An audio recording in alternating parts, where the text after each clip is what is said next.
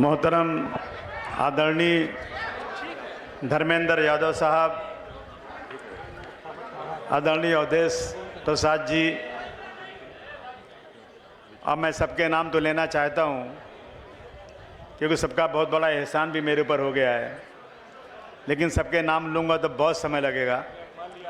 इसे आए हुए तमाम सांसद महोदय, महाराष्ट्र प्रदेश के कार्याध्यक्ष प्रताप होगाड़े साहब, हमारे एमएलए रईस शेख साहब, प्रमुख महासचिव मेरा सिद्दीकी साहब, मुंबई प्रदेश संगठन के सचिव शहनवाज खान साहब, मुंबई प्रदेश युवा अध्यक्ष फ़ाद अहमद साहब, रुखसाना सिद्दीकी साहिबा, महिला अध्यक्ष रेवन भोसले साहब, अनीस अहमद साहब, महाराष्ट्र प्रदेश महासचिव राहुल गायकवाड़ जी, डॉक्टर रऊफ शेख साहब,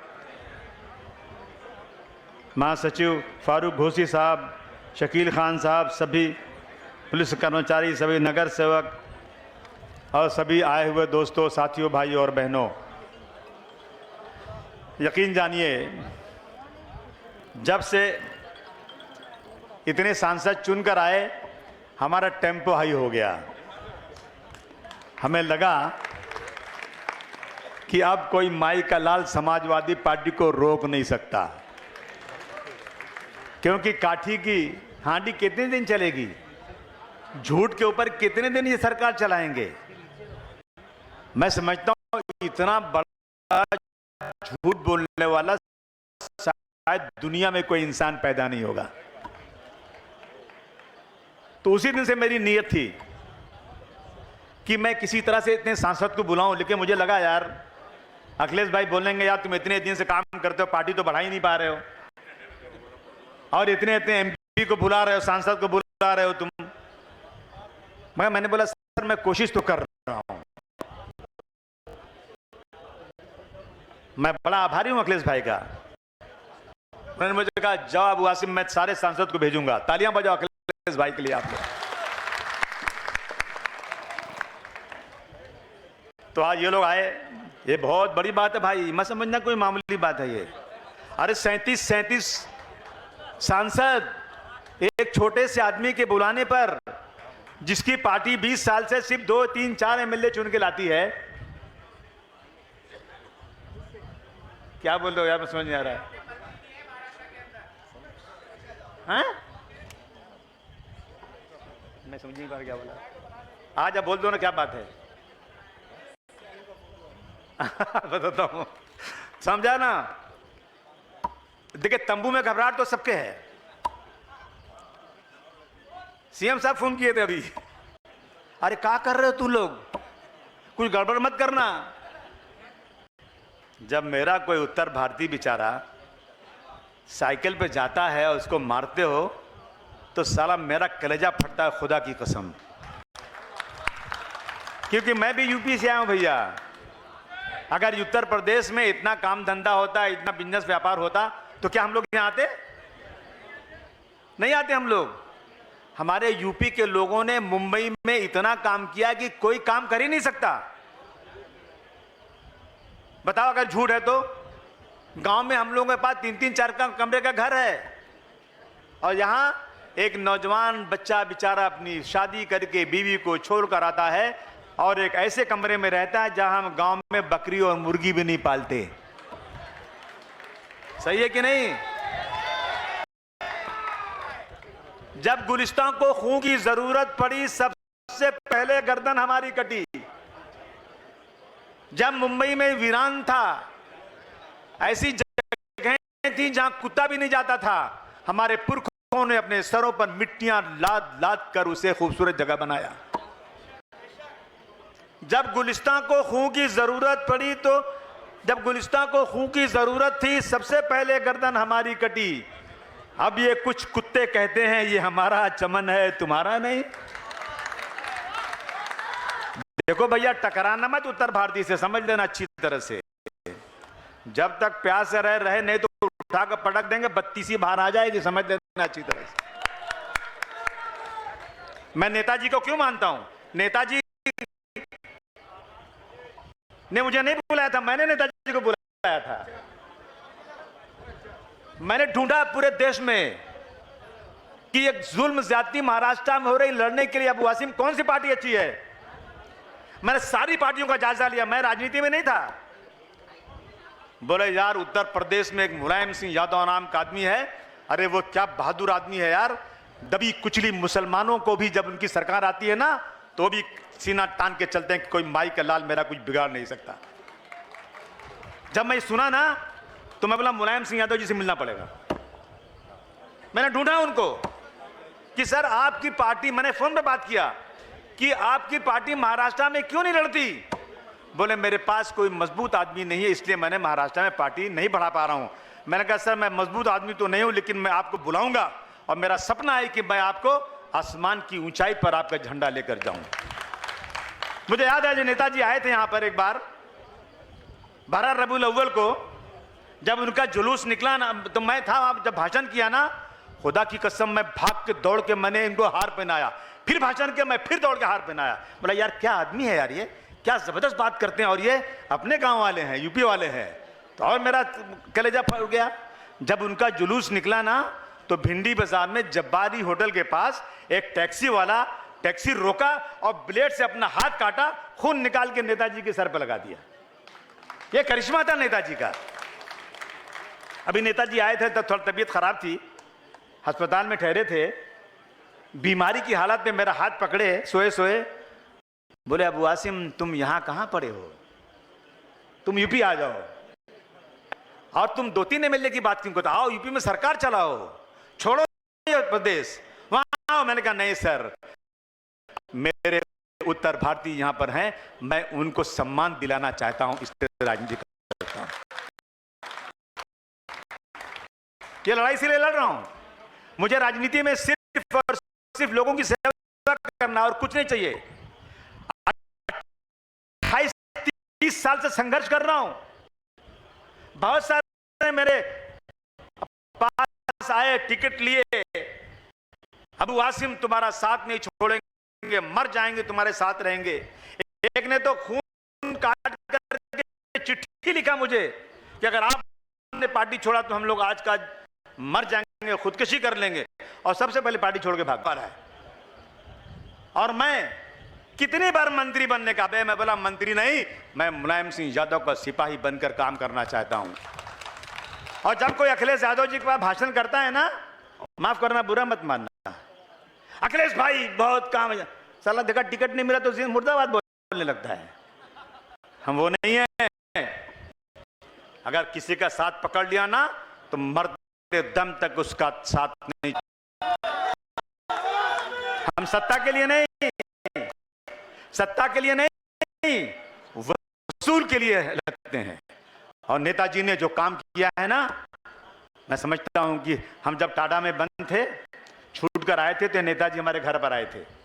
हमने उनसे कहा नेताजी टाटा में बहुत जुल्म हो रहा है, हमने अपनी आंखों से देखा है नेताजी, बगैर किसी गलती के टाटा के नाम पर लोग बंद हैं। और शरद पवार साहब कहते हैं मेरे घर पे बैठ के, और अपने सीएम थे वो, कहा अबू वासिम टाटा खत्म करना है, बताता हूं तुमको, सुनो।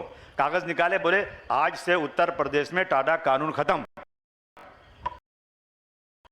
साइन किए मुलायम सिंह यादव, जाओ, खत्म हो गया, खत्म। बोले किससे पूछना, क्यों खत्म कर दिया उन्होंने। और उन्होंने कहा कि मैंने खत्म किया तो एक पूना से आदमी आया था, लखनऊ में नेताजी पे हमला किया था और उसको पकड़ा गया था। नेताजी ने कहा वो आदमी टाटा में, लेकिन परवाह नहीं, छूट जाए तो छूट जाए, लेकिन बेगुनाहों को टाटा में मैं नहीं रहने दे सकता हूं। ये किरदार था उनका, बाप की तरह मानते थे, बाप की तरह समझ, बेटे की तरह समझते थे, बाप की तरह हम उनको समझते थे। दोस्तों आज हालत बहुत खराब है देश की। अभी विशालगढ़ एक जगह है, मैं सारे एमपीज को बताना चाहता हूं, विशालगढ़ में एक किला है, वो किला जो है छत्रपति शिवाजी महाराज का है, के जमाने का किला है। वहां पर लोगों ने, कुछ लोग गरीबी की वजह से, जब लोगों के पास रहने की जगह नहीं है, सरकार की तरफ से कुछ मिलता नहीं है। जहां 80 करोड़ लोगों को राशन दिया जाता हो, अगर 80 करोड़ लोगों को राशन नहीं दिया जाएगा तो मर जाएंगे। वो घर कहां से बनाएंगे बेचारे? उनके इलीगल घरों को तोड़ने की बात। और कुछ ये जो है सांप्रदायिक लोग, कट्टरपंथी लोग, मैं उनको हिंदू नहीं कहूंगा। हिंदू अगर सच्चा होगा ना तो कभी ऐसा काम नहीं कर सकता। वो सांप्रदायिक लोगों ने को और पूरी मस्जिद को मिसमार कर दिया। पूरी मस्जिद दिख रही है वीडियो पे, तोड़ी गई। आप सब लोग पार्लियामेंट में उठाइए इसको। ये नहीं चलेगा देश के अंदर। ये क्या है? जब 1947 में ये देश आजाद हुआ था, उस वक्त मुसलमानों के पास चांस था पाकिस्तान जाने का। कहा गया मुसलमानों से, मौलाना अबुल कलाम आजाद ने चिल्ला चिल्ला कर जामा मस्जिद के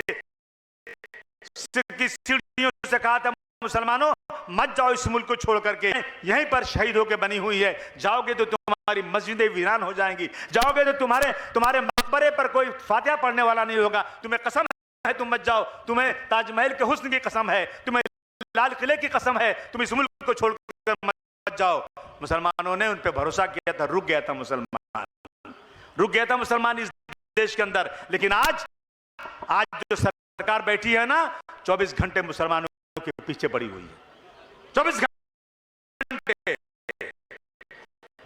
उनका कोई मकसद नहीं है। इनका रिजर्वेशन नहीं देंगे। मैंने असेंबली में बोला उस दिन, तुमने हज की सब्सिडी बंद कर दिया, लेकिन चंद्रबाबू नायडू कहता है हर जाने वाले हाजी को मैं 1 लाख रुपया दूंगा। तुम भी करो काम को। लेकिन ये जब इनको ऐसा लगता है कि शेर के मुंह में जब खून लग जाता है ना, तो वो खून ही ढूंढता है। इनको लगता है हिंदू मुस्लिम लड़ाओ और राज करो। लेकिन मुझे खुशी है,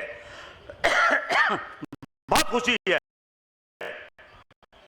और यकीन जानिए, जब इलेक्शन हो रहा था ना, तो मैं दुआ कर रहा था, खुदा की कसम, मैं जो है ना नमाज में दुआ कर रहा था, या अल्लाह हम लोग किसी तरह से ये सीट फतह कर लिया है, इस शख्स ने जीत लिया। और राम का नाम लेते हो, राम तुम्हारे नहीं है, राम हमारे हैं। अगर होते ना तुम्हारे तो सारे तीर्थ स्थानों की सीट तुम जीतते नहीं। तुम राम के नाम पर लोगों को धोखा देते हो, ये साबित हो चुका है। अब आप लोग आए हैं, आपसे यही गुजारिश है, आप लोग मदद कीजिए, हमको रास्ता दिखाइए। अरे सब जीतेंगे भैया, इंशाल्लाह पूरा भारतवर्ष जीतेंगे हम लोग। देखो अब क्या होता है। लेकिन ये जो मनैया यहाँ के, अरे तुम्ही लोग तो हो जो उत्तर प्रदेश में समाजवादी पार्टी को जिताते हो।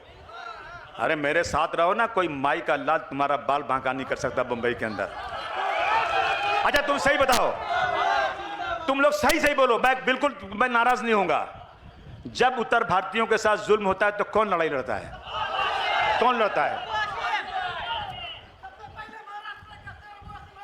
सुनिए, हमें सरकार अपनी सिक्योरिटी के लिए बंदूक का लाइसेंस देती है।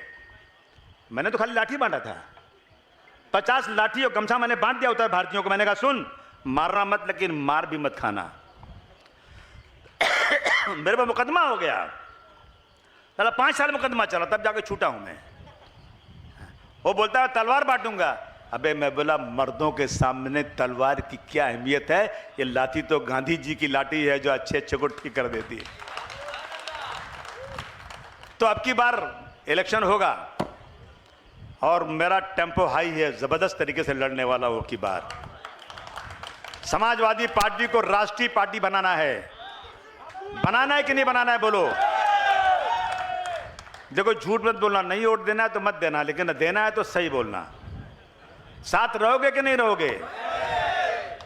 कौन सी पार्टी तुम्हारा सम्मान करती है? अभी आएगा ना तो आएंगे बीजेपी वाले, भौरी चोखा बनाओ, उनको बुलाओ, दावत दो। उत्तर प्रदेश से बुलाएंगे नहीं दावत। अबे जब मारा मारी होती है, जब हमारे लोगों को मारा जाता है, जिस शख्स में उसका नाम लेके अपनी जबान नापाक नहीं करना चाहता हूं, उसने कितने उत्तर भारतीयों की दुकानें तोड़ी, गाड़ियां तोड़ी, हत्या तक हुई, लेकिन आज तक वो जेल गया। एक बार मुझे बना दो होम मिनिस्टर यार। एक बार हम अगर होम मिनिस्टर बन गए ना, कुछ लोगों को ऐसा ठीक करेंगे कि नानी याद आ जाए उनकी। एक बार और कौन बात ना, खाली यही लिए बस। तो दोस्तों, मैं सबसे पहले मैं नहीं बल्कि पूरा महाराष्ट्र, पूरा बंबई आप सब लोगों का बहुत शुक्रगुजार है। तालियां बजाइए इनके लिए आप लोग। हमने इनको बहुत परेशान किया सुबह से, आज सुबह से लेके कहां नहीं लेकर गए इनको, लेकिन आपके इस आने से ना भौचाल आ गया है। बड़े लोगों के तंबू में घबराहट भी आ गई है कि अब क्या होगा यार, अब क्या। मैं बोला वही होगा तेरा जो शोले में कालिए का हुआ था, वही होगा तेरा। तो अब आप लोग मदद कीजिए और सुनिए, जितना लोगों का काम है, दिल्ली में ट्रेन नहीं जा रही है कोई जगह से, लाओ। अब तो अपने पास 37 एमपी हैं यार, सब बात उठेगी यहाँ पर। जो भी काम है, अभी यूपी में काम नहीं कुछ हो रहा है, लेकिन हमारे एमपी लोग काम उठाएंगे। दरोगा सरोज जी मेरे गांव का काम भी करेंगे इंशाल्लाह। ओ दरोगा सरोज जी, तो सुन रहे हो ना भैया? तो दोस्तों चलिए, बहुत बहुत शुक्रिया इन लोगों का। ये आए बेचारे, बातचीत हुई इनसे, इनको बहुत मेहनत कराया हम लोगों ने, अखिलेश भाई ने भेजा, उनका बहुत धन्यवाद करना चाहता हूं। लेकिन समाजवादी पार्टी को राष्ट्रीय पार्टी बनाने का संकल्प लो। हाथ उठाकर बोलो, समाजवादी पार्टी को राष्ट्रीय पार्टी बनाना है।